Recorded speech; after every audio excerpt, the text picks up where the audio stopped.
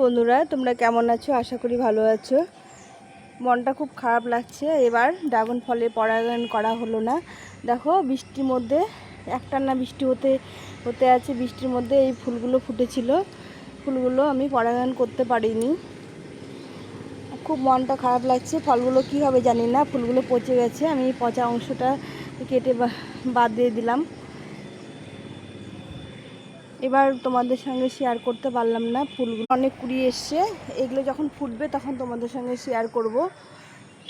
এই কুড়িগুলো এসে যাবে না, এই ছোট ছোট হয়ে আছে।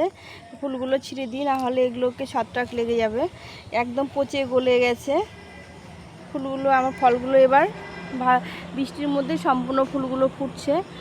এবার যে ফলগুলো কি হবে, দেখো আরও কুড়ি এসছে। নিচে একটা ফুল ফুটেছে, এটা পচে গেছে। এই পরাগায়ন করলে ফলগুলো বড় হয়। ভিডিওটা ভালো লাগলে লাইক শেয়ার সাবস্ক্রাইব করে পাশে থেকে